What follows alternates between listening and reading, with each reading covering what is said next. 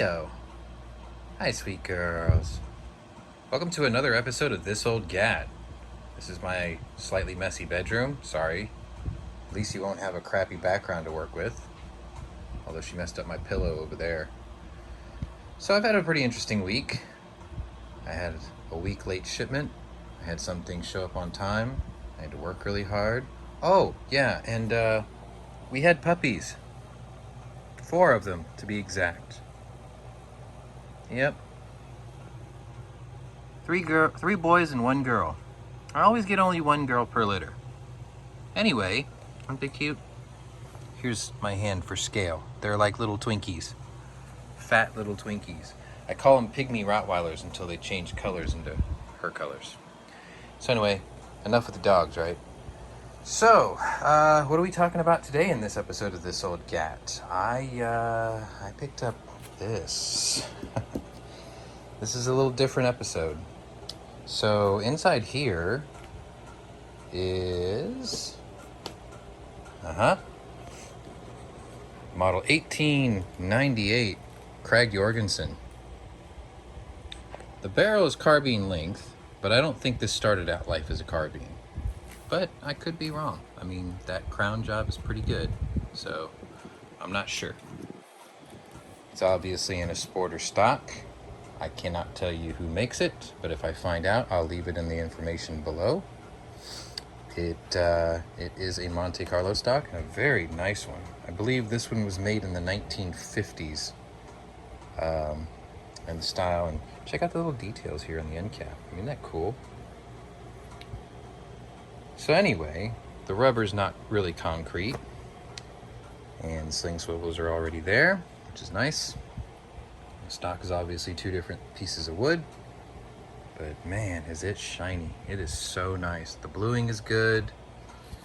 It came with this Redfield 294 Scout Scope mount, but it's got the wrong rings. These are only 3/4. But thankfully I have boxes of Redfield rings from that estate deal, so that's not going to be an issue. I'm just going to swap these out for 1 inch. And what I'm going to do with this one is essentially mix a little bit of the old with a touch of modern for the new. So what I'll be doing is I'll be using a Vortex 2x7 Scout Scope here, and I'll use my typical Harris bipod here, and that's about it, really. I'm going to keep this all original to this as I received it otherwise. I'm not going to cut it or do anything to it. It's perfect. What I was going to do is I was going to discuss inspection of a Milsurp rifle that you get. So what I'm probably going to do next is I'll take out the screws and I'll take the action out of the stock to inspect the underside of the barrel and the receiver, just to make sure. As pretty as this is, you never know what's underneath the wood line. So if you get these Milsurps, you always want to start by inspecting what you purchased, obviously. In terms of function, you know, it's got the magazine box that opens here, and you can look inside, and here's the follower here. And yes, it does move forward as you close it. But here's the pièce de résistance. This bolt is butter smooth. I have never had a bolt this smooth. The whole thing is glass. It's just amazing. And the ejector's in good shape, and it's got the magazine cut off here, and it's got the Mauser style safety here, and this striker looks a lot like my 1903, doesn't it? I mean, check it out. It's exactly the same. Wouldn't doubt if the safety's exactly the same. So anyway, yeah, 1898 Krag Jørgensen Sporter. I believe this is a 28-inch barrel, maybe 22. Maybe it's 22. I'll put an annotation if I get it right. But yeah, I thought about maybe restoring this back to original and getting a carbine stock. But in all honesty, this is such a nice stock. Like, why would I not use this? Plus, if I did put a carbine stock on it, I can never verify if this was a legitimate carbine to begin with. So, I mean, I can run the numbers or whatnot. What I do know about this rifle is this was produced by the serial number. It was produced in 1901. So this had to go to my FFL. And if you are in the Houston, Texas area, I will leave his information below, because this guy's fantastic. I mean, it's $20. $20 transfers. Go right to his house. He's waiting and ready. He runs your stuff. Just come pick him up, pay $20, sign your 4473, off you go. It's fantastic. But yeah, let me go ahead and get this apart just to show you how to do the inspection, and we'll go from there. Isn't it cool? Isn't she cool? Aren't they cool? Maybe not. Anyway, maybe you aren't dog people. I'm dog people. Sit tight. Let me get all this apart. All right, so here I am, all taken apart. Really nothing to it. This rifle's only held together from the action screws at the trigger guard. So this is the rear, this is the front. As you can see, there's no real hate or rust or discontent. Maybe just a little bit on the threads that I'll just have to clean up. So here's the cool part. So took the bolt out, basically just rotate it 90 degrees, take it to the back, lift up on this, continue to rotate the bolt, and the whole thing comes right out. So there's really nothing to it. This is one of the later models that has this little detent here, which is kind of cool. If you want to know more about the different changes in Krag Jørgensen rifles, look no further than C&Rsenal's 1898 Krag video. I'll leave a description in the link below, because if it wasn't for those guys, I wouldn't be buying these damn things, honestly. But look at this finish. So there's a little bit of, that's dust, never mind. There's a little bit of scuffing here, but if you look at the bluing, it's incredible. Like, it's all there. Look how shiny that is. I gotta wipe it down or whatnot, but super clean, right? This sight here is called Christie, I think it is. It says it right across there, Christie. And it looks like that polishes out brass. And this scope mount actually does have a beaver tail here, but I'm not gonna use it. I'm gonna put the scope on it. Obviously, I bought one. But anyway, inspection wise, what you wanted to do is you want to take the action out of the stock, because you want to roll it over. You want to check underneath to make sure it's not a rusty, pitted, piece of crap. And obviously, if you're not blind, you can tell that it's clearly just freaking gorgeous. I'm very, very happy I bought this. I've wanted one of these my whole life, so maybe I should tell you what I paid for it. So my local had one of these in its original stock that was cracked at the wrist all the way across and ruined, and he wanted $900 for it, which I thought was insane. I found this guy on Gunbroker with a $299 starting bid. So I put the starting bid in. 2 days later, he put a $319 buy it now option on a Friday, because I guess he wanted to move it on a Saturday. So I bought it now. And here it is, 319 bucks. How awesome is that? The dude wrote me. We corresponded back and forth several times. I told him I was going to do a video on this and share him a link with it, because I am very grateful and thankful. He said he had several of these, and they're in his safe, and he just doesn't shoot them anymore. And his loss is someone else's gain, essentially, is what he was getting at. But obviously, in the stock, someone did some basic bedding here. So it's bedded here. It's definitely bedded up here at the front of the barrel. A little bit here and a little bit back here at the receiver end. Other than that, like, this is all dry. This just looks funky because it's some sort of enamel. But otherwise, perfectly clean, no rust, no dust, no mung, no funk, no cracks, no splits, no surprises. This is exactly what you want if you buy a Milsurp. You don't want to find a nightmare underneath your stock line. Always, always take your rifle out of the stock and inspect it. Do not go take it shooting until you know for a fact that this isn't a pitted out piece of crap.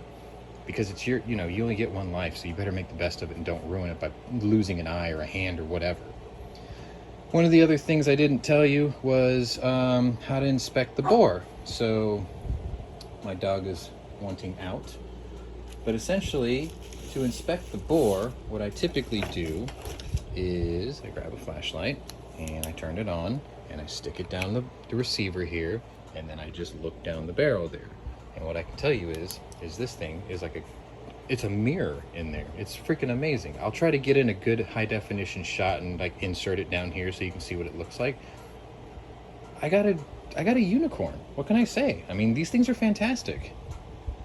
So anyway, this is the old, this is the 1950s, and now I'm going to bring it into 2021.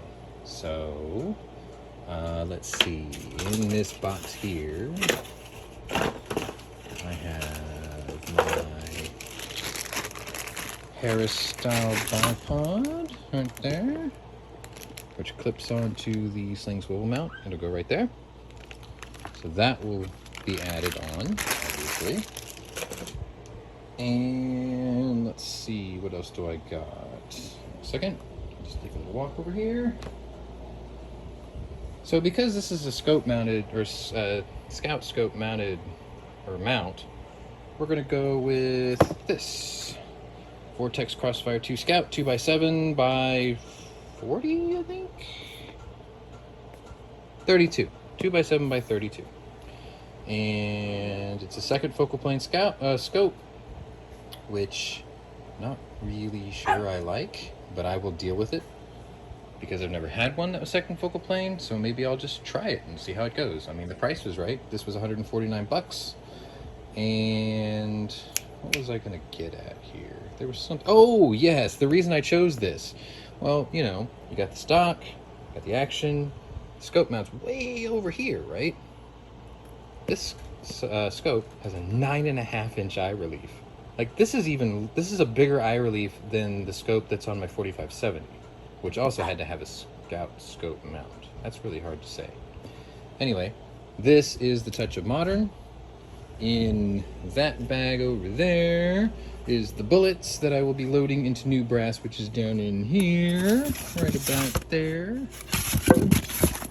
And for another touch of the old, hang on a second, gotta walk over here. I have a legitimate vintage set of RCBS dies. Yes, sir. 3040 Krag. There we go. So, old meets new.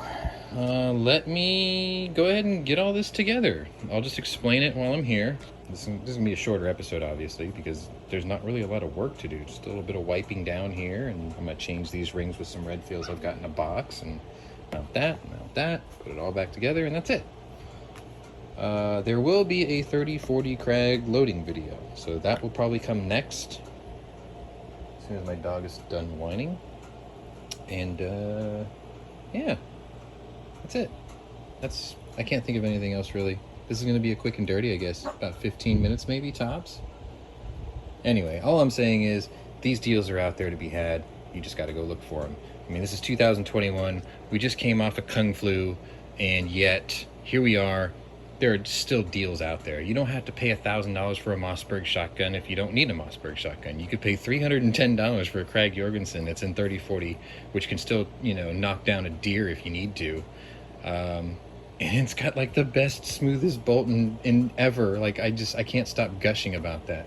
So anyway, I'll get this all cleaned up. We'll put this all together. And maybe I'll even give you like a 1, 2, 3 shot of the Springfield, the Winchester, and this all together, because I think this is like a perfect addition to my new Milsurp rifle collection. Yeah. All right, sit tight. Let me get it all together.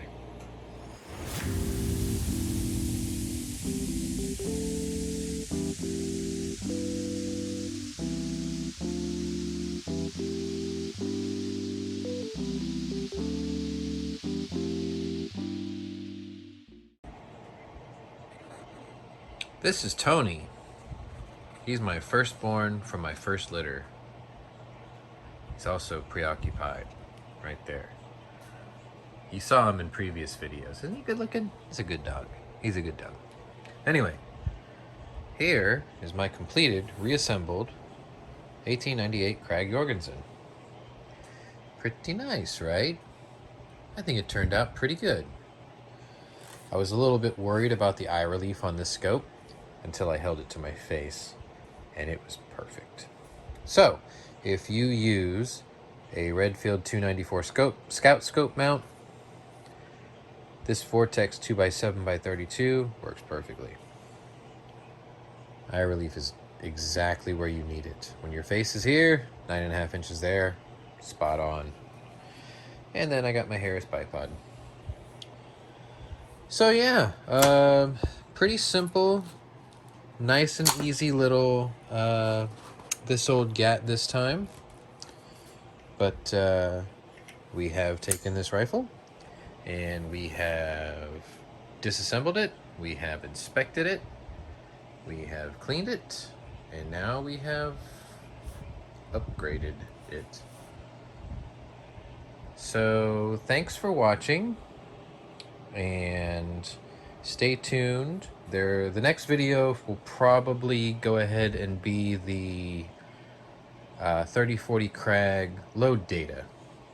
I've got a pretty interesting take on how I want to do this because my Lyman guide seems to want to push these bullets faster than the military loading, but the bullets are slightly lighter. So I think the original loading for this was 220 grains. I'm going to use a 200 grain bullet and powder coated. A 200 grain powder coated bullet with brand new brass, already trimmed, pre-annealed, the whole 9 yards. So chances are that's going to be next. And then maybe I will finally get off my butt and start doing actual firearm reviews for my newer, more modern guns, because I'm sure most of you guys are getting a little bored with me doing nothing but Milsurps and Sporters. But anyway, I just wanted to show you this. You know, it's pretty clean, super nice. I got a great deal, and you can get it too. You just got to know where to look.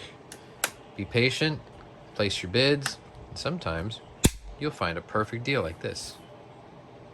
Anyway, I believe I put in a picture of me taking apart the scope mount, and I found out that I had these right here, but I didn't need them because apparently these were 1-inch rings, so I got to use the ones that the rifle came with. But these were exactly the same ones, so I still have a spare set.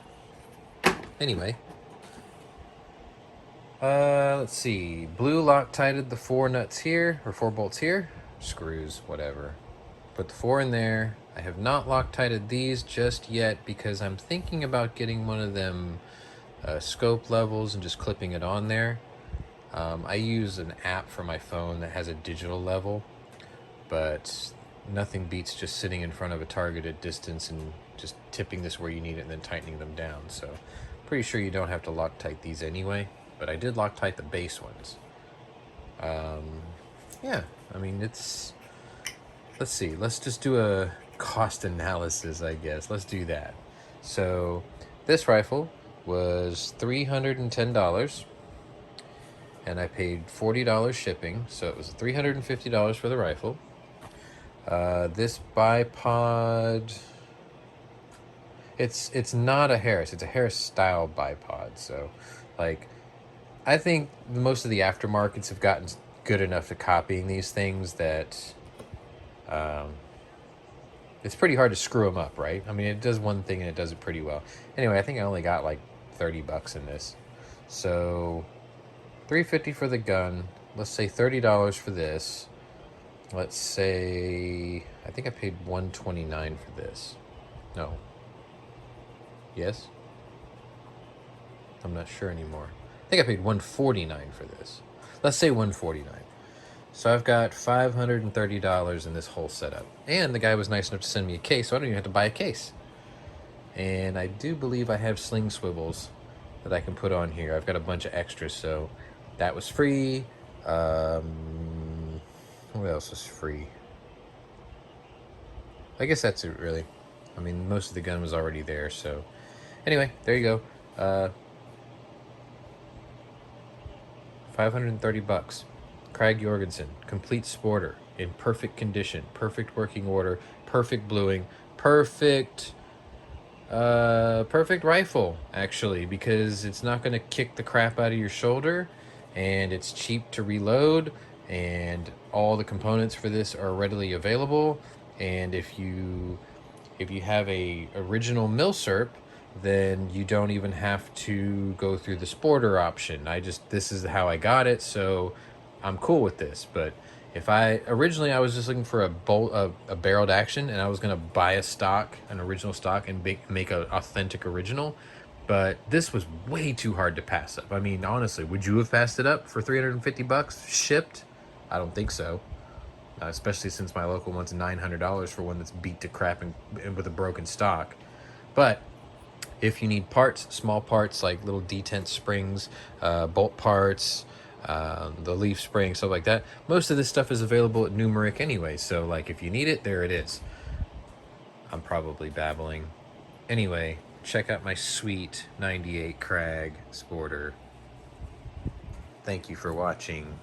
Stay tuned. More will come along the pipeline. I'll try to find something else to do this old gat. But this was this old gat. And if you haven't already and you're new to my channel, welcome. Maybe hit the old like button down there and subscribe. That'd be cool. And yeah, we'll see you later.